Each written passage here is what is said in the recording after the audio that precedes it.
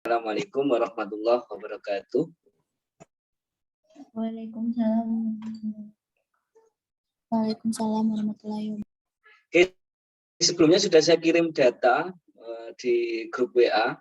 Silahkan teman-teman buka di Fuse data tersebut. Pada hari ini kita akan mencoba melakukan permodelan dengan data time series tersebut, teman-teman. Ya. Oke, kita masukkan ya datanya ke Fuse.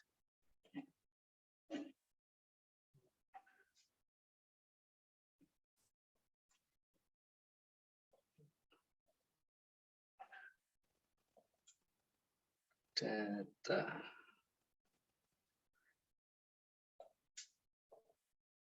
Oke, kita gunakan yang data makro.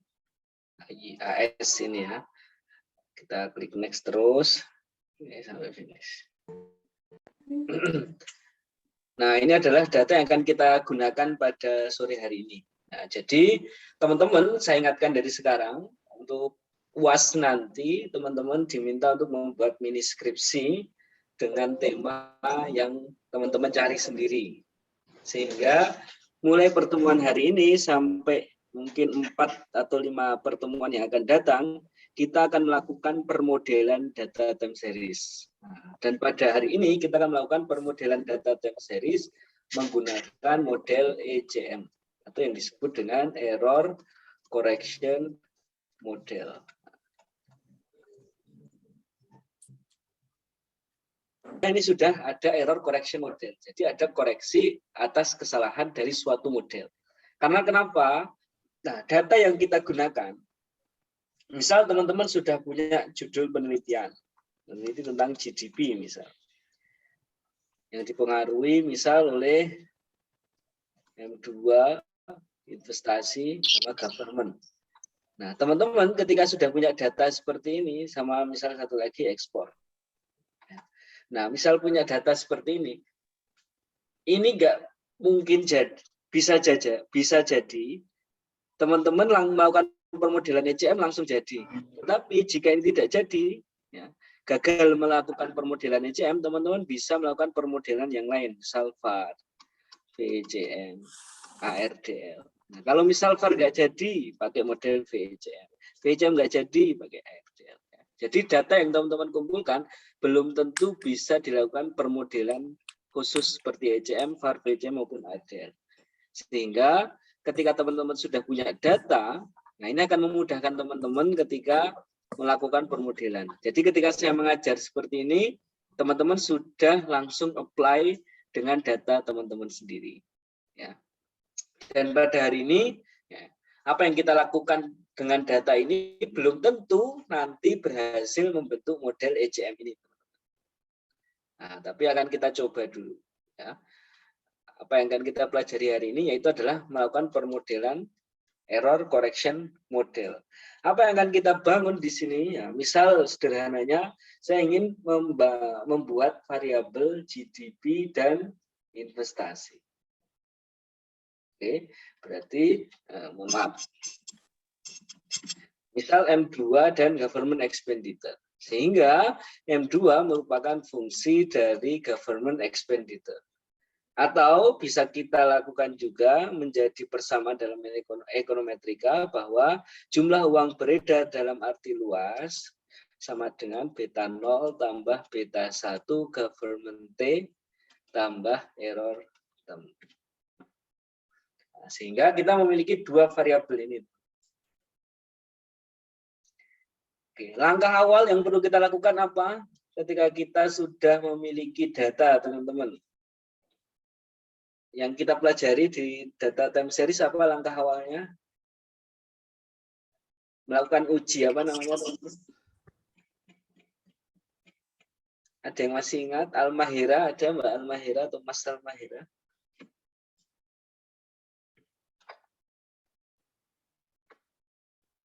Ya, Pak. Oke, langkah awal apa? Ketika kita memiliki data atau memiliki variabel, langkah awal yang kita lakukan apa, Mbak?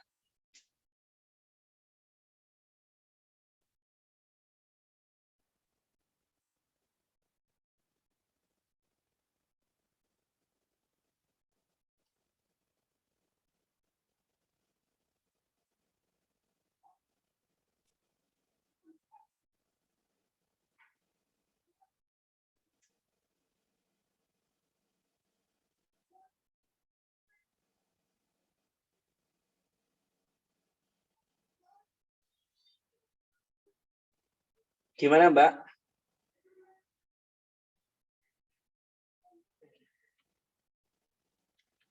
Ada yang masih ingat? Baik, gimana ini? Ketika kita memiliki variabel, langkah awal yang kita lakukan apa? Coba. Apa? Silahkan. Memilih asumsi model itu bukan, Pak? Model terbaik. Ya, atau langsung melakukan uji stasioneritas. Ya, jadi kita bisa melakukan uji stasioneritas pada variabel M2 dan government expenditure. Kita coba M2.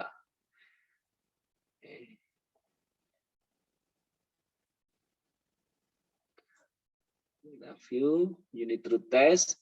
Kita gunakan ADF ya. Kita menggunakan SIC di level dan intercept. Oke, coba dibaca hasilnya itu.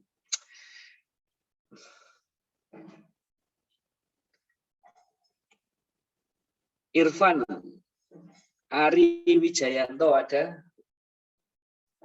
Kalau nggak ada saya remove. Oke.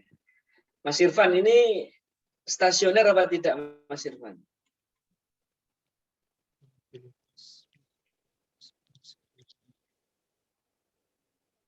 Gimana Mas Irfan? Stasioner apa tidak?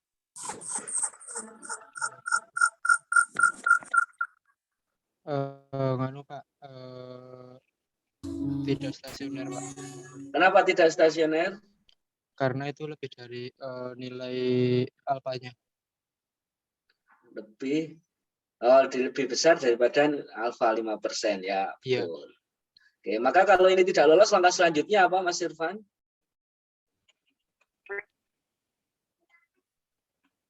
Ya, Pak.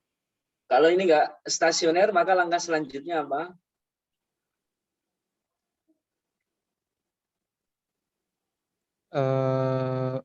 Memilih yang model lain, Pak. Ya, menggunakan atau ditransform ke bentuk first different-nya. Iya. Oke, sekarang saya tunjuk lagi. Indrasari ada?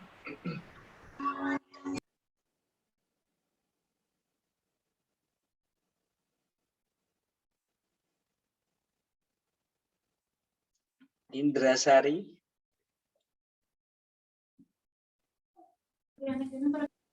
Oke, stasioner apa tidak itu?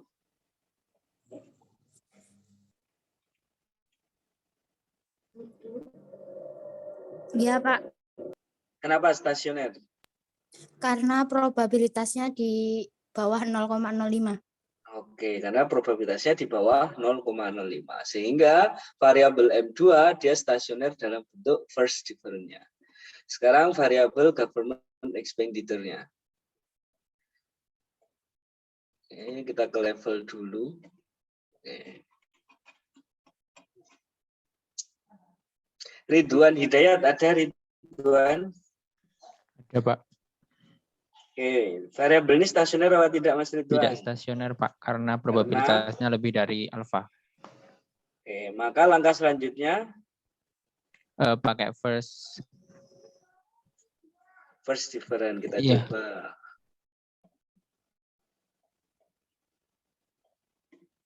Oke, sekarang coba dibaca. Wahid Kurniawan ada? Ada, Pak. Oke, stasioner nggak sekarang? Stasioner, Pak. Oke. Karena probabilitasnya lebih kurang dari 0,05, Pak. ya, betul ya. Sehingga kita sudah mendapati bahwa variabel M2 dan government expenditure dia stasioner pada bentuk first different atau integration of order 1. Maka kedua variabel ini memiliki implikasi adanya pergerakan untuk mendapatkan keseimbangan jangka panjang. Ya, seperti itu. Setelah kita mengetahui, nah kita buat grafik dulu ini untuk variabel kita ini. M2 sama government. Kalau kita buka S group, nah ini kita buat grafik. Oke, langsung kita klik. Nah, dari grafik ini kita melihat bahwa datanya ini sangat besar, teman-teman. Miliar rupiah. Sehingga kita bisa mentransformasikan ke bentuk logaritmanya. Dengan cara teman-teman klik generate ini, lalu teman-teman tulis ln n2 sama dengan log buka kurung n2. Nanti akan muncul variabel baru di sini. Ini M2, ini ln M2. Kalau kita buka, ini adalah data yang miliar, ini adalah data yang bentuk persennya. Ya. Jadi kita rubah ke bentuk persennya. Begitu juga yang government expenditure. Kita klik generate. Oh, enggak mau. Nah, lng sama dengan log buka kurung G. Nah, begitu juga seperti ini.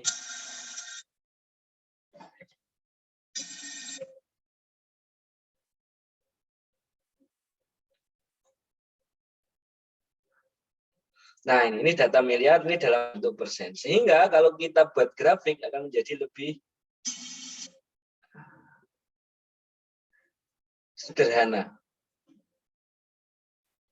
Kita buat grafik jadi lebih sederhana. Nah, ini yang tadinya ratusan miliar US dollar, sekarang paling tinggi adalah sebesar sekitar berapa ini? 8,44. 8,44% saja untuk M2 dan untuk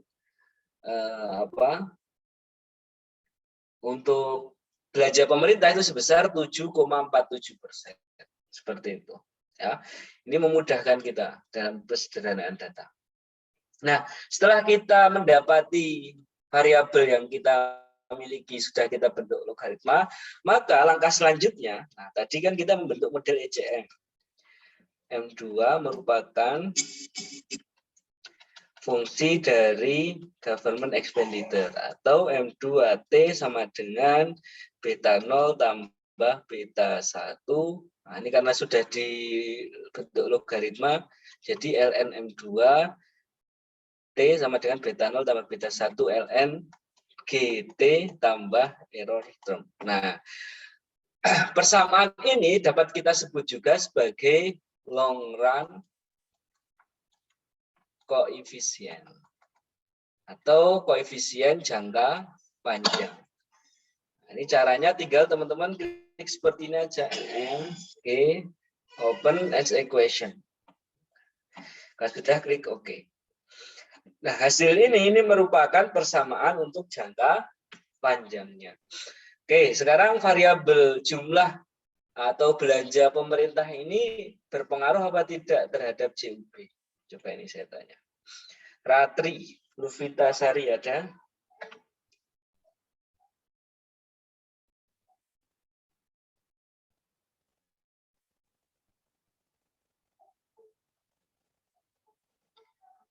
Halo, ada apa enggak ini, Ratri?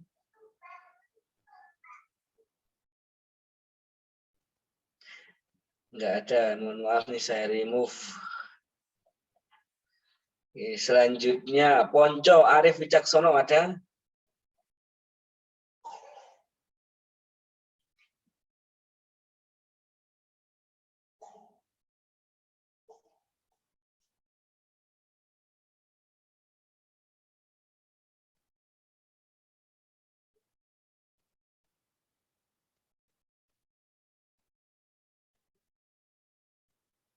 Enggak ada juga Mas Ponco. Oke, selanjutnya Pandu Hidayat.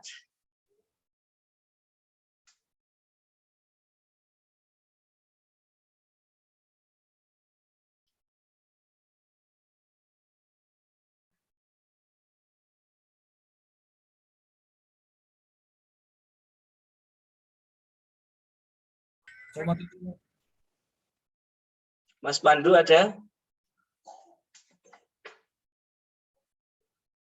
Enggak ada juga.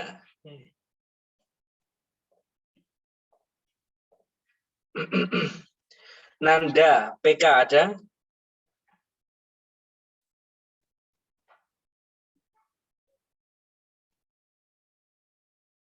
Nah, ini banyak yang enggak hadir ternyata ya.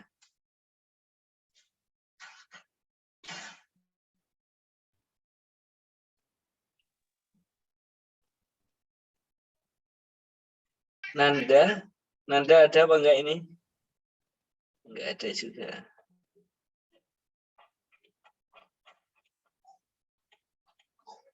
Oke, selanjutnya ini siapa ini? Gandis.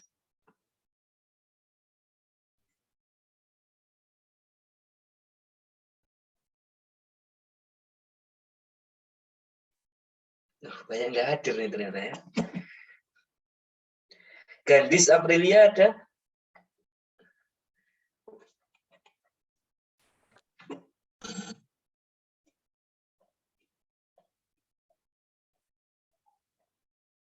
Nggak ada Gandis. Oke. Erlin Setiawati. Hadir, Pak. Oke. Variabel belanja pemerintah itu berpengaruh apa tidak terhadap jumlah uang beredar? Berpengaruh, Pak. Kenapa berpengaruh? Karena probabilitasnya di bawah 0,05 yang berarti HO diterima. Nah, H0 ditolak. Betul. Sekarang pengaruhnya positif apa negatif ini?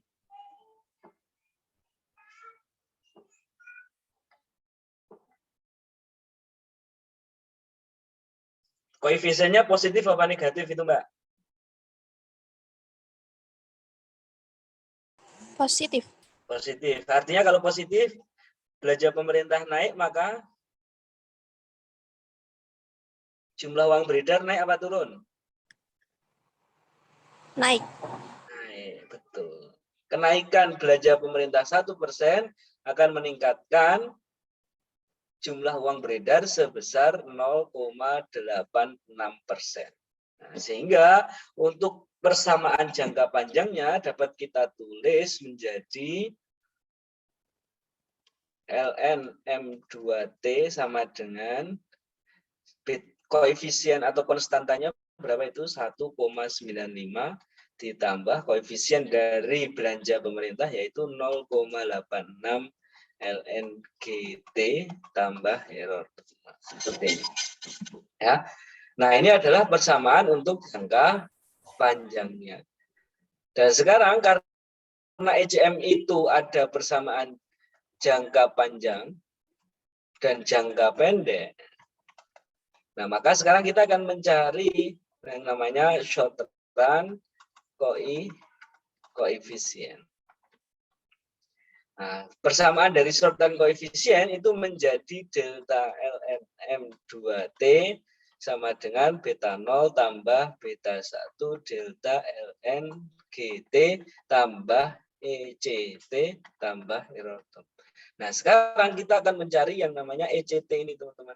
ECT itu didapatkan atau error correction term-nya itu didapatkan dari nilai residual pada jangka panjang. Seperti itu. Dan residual ini perlu kita uji stasioneritasnya. Kalau variabel yang kita miliki misal tidak stasioner di level, bisa kita transform ke first difference. Tapi kalau untuk residual ini, dia harus stasioner dalam bentuk levelnya. Nah, sekarang kita keluarkan dulu nilai residualnya. Caranya, kita bisa klik prop, pilih make residual series. Lalu kita ganti ini menjadi ECT. Nah, ini adalah nilai residual jangka panjangnya. Dan ini perlu kita uji stasioneritas. Dan dia harus lolos di level.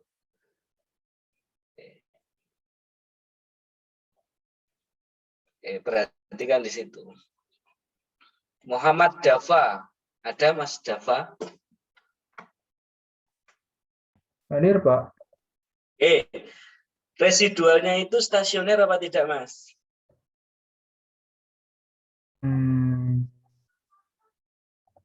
Iya, Pak. Iya, Pak. Stasioner apa tidak? Iya, Pak. Stasioner. Kenapa stasioner?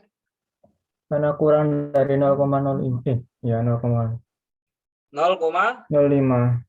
Ya, betul ya. Jadi residual kita ini bebas atau stasioner, tidak terdapat masalah akar unit.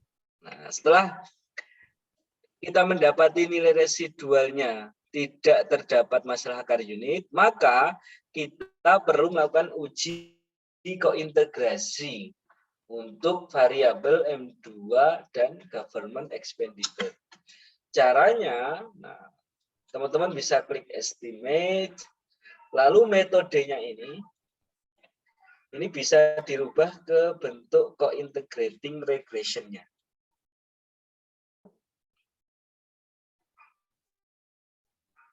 Oke, kalau sudah kita klik OK, ini di konstan, tidak ada yang perlu dirubah di sini karena kita hanya di sini untuk menggunakan uji kointegrasi. Kita menggunakan yang fully modified OLS juga. Setelah itu klik OK. Nah, kurang lebih hasilnya sama. 1,98, 1,95. Ya. Langkah selanjutnya, maka kita bisa langsung klik view, lalu pilih co-integration test di sini, teman-teman. Nah, co-integration test di sini yang dipilih adalah yang Eagle-Granger ataupun yang Philip-Auliaris. Nah, oke, sekarang antara kedua ini boleh. Kita pilih yang Eagle-Granger. Kita menggunakan yang SIC, Swiss Information Criterion, agar semuanya konsisten.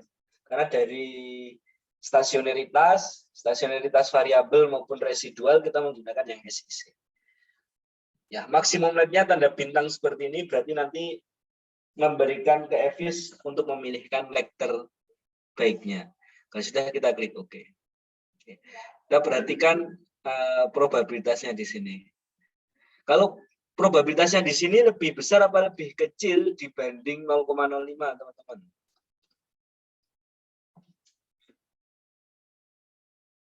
Ini lebih besar apa lebih kecil? Lebih kecil, Pak. Lebih kecil dibanding 0,0. Nul hipotesisnya apa ini?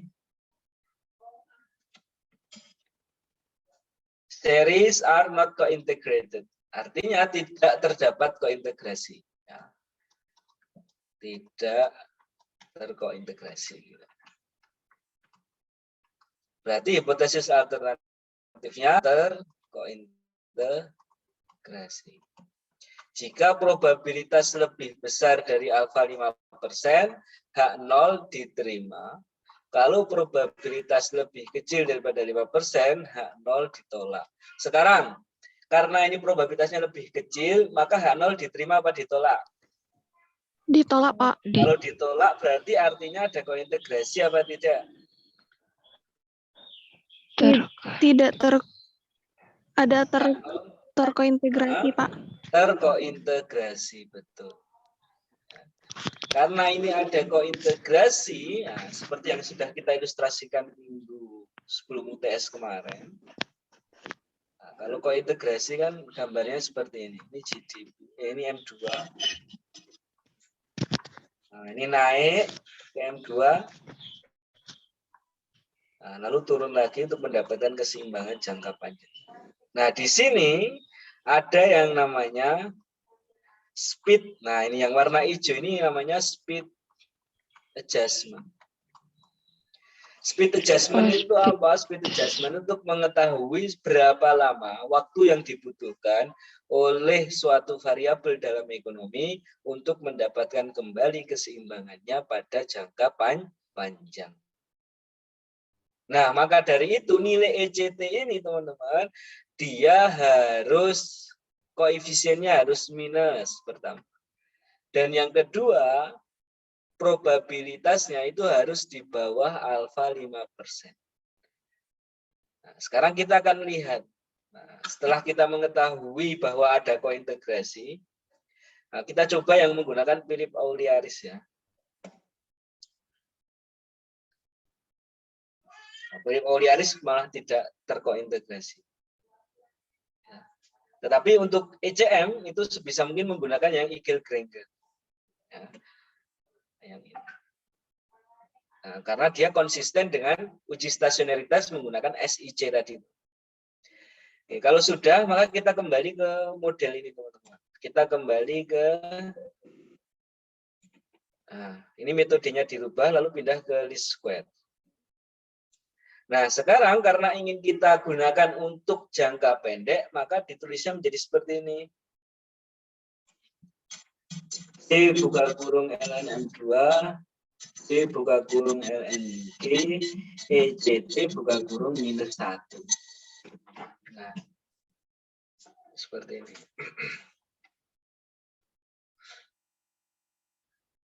Oke, kalau sudah kita klik OK.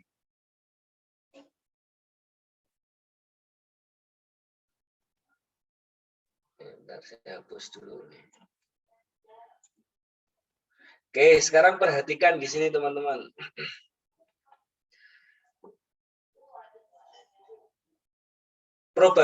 Variabel belanja pemerintah ini berpengaruh apa tidak terhadap jumlah uang beredar?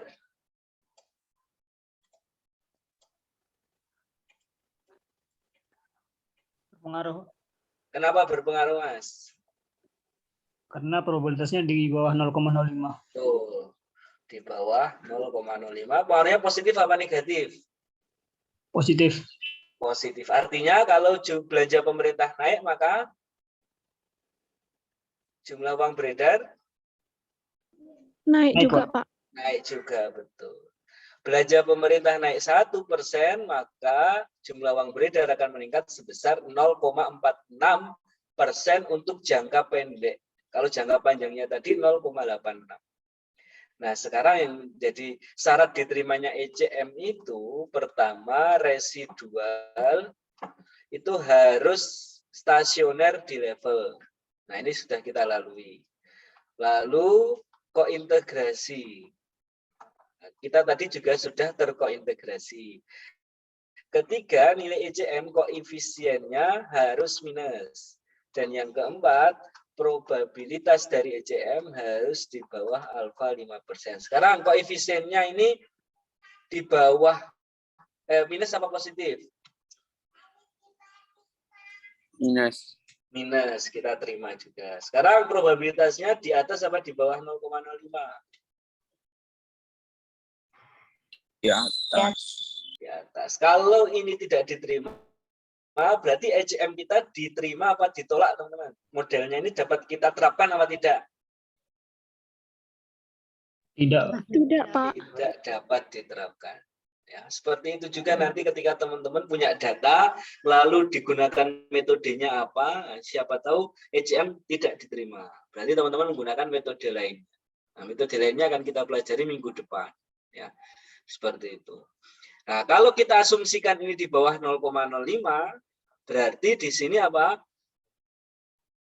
Minus. Nah, kita asumsikan ya di sini di bawah 0,05. Cara membaca nilai ECT berarti 0,21. Itu artinya jika terjadi kesalahan pada jangka pendek, model akan mengkoreksi dan mendapatkan kembali keseimbangan pada jangka panjangnya dengan membutuhkan waktu selama 2,1 tahun. Seperti itu. Ini kenapa bisa menjadi tidak probabilitasnya menjadi di atas 0,05 karena observasi kita hanya sedikit, teman-teman, 29. Minimal itu 30. Dan bisa jadi ada masalah autokorelasi karena nilai W Watson juga sangat kecil. Nah, ini perlu kita uji asumsi klasik ya. Tetapi dapat kita tulis persamaannya menjadi seperti ini.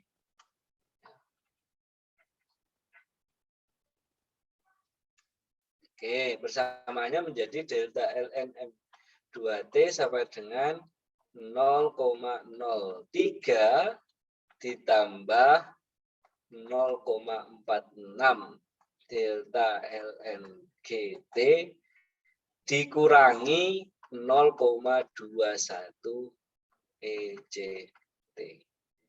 Nah, seperti ini, teman-teman. Ya, ini persamaan untuk jangka pendek. Jangka panjang, kenaikan belanja pemerintah 1% akan meningkatkan jumlah uang beredar sebesar 0,86, sedangkan pada jangka pendek kenaikan government expenditure atau belanja pemerintah sebesar 1% akan meningkatkan jumlah uang beredar sebesar 0,4.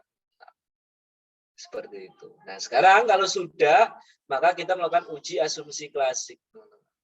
Uji asumsi klasik ini terdiri dari 3.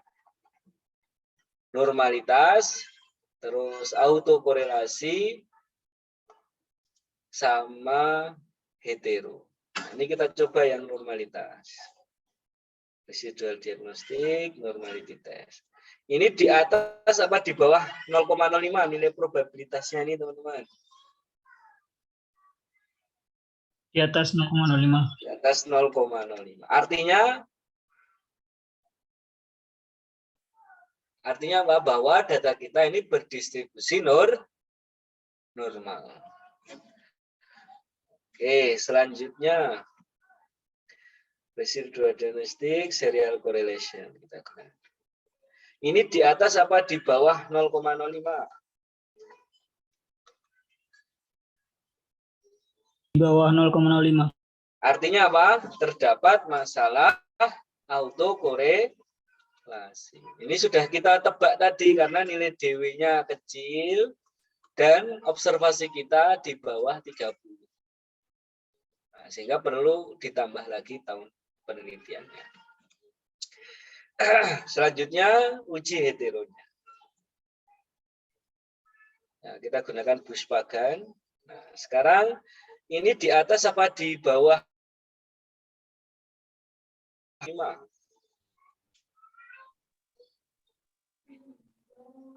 Nih, di atas apa di bawah 0,05? Di atas, Pak. Di atas, Pak. Kalau di atas 0,05 berarti artinya tidak terdapat masalah hetero. Kalau asumsi klasiknya tadi di sini lolos, ya asumsi klasik lolos. Nah, maka ECM ini dapat diterima dan nah kalau ini jadi skripsi ya teman-teman sudah tinggal wisuda saja. Kalau ini sebagai tugas ekonometrika 2 ya berarti nanti dapat nilai yang memuaskan. Seperti itu. Seperti itu. Ada yang ditanyakan sampai di sini teman-teman? Nah, ini adalah materi kita pada hari ini.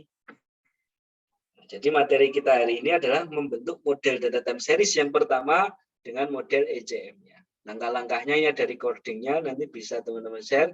Kalau teman-teman sudah punya ide penelitian, nah, nanti teman-teman bisa terapkan metodenya. Seperti itu. Sampai di sini ada ditanyakan teman-teman? Untuk uji asumsi klasiknya cuma 3 ya, Pak? Ya, untuk ECM 3 ini, Mas.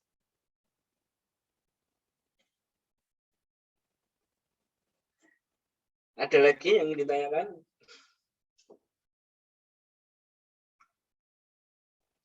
Oke, kalau tidak ada, ini mohon maaf, harus saya akhiri lebih cepat. Ya, karena sore ini saya ada rapat jam 15.30 dengan LPPM untuk DPL dari KKN ya teman-teman ya. Mohon maaf sebelumnya. Kita tutup materi kita pada sore hari ini dengan bersama-sama baca hamdalah. Alhamdulillah.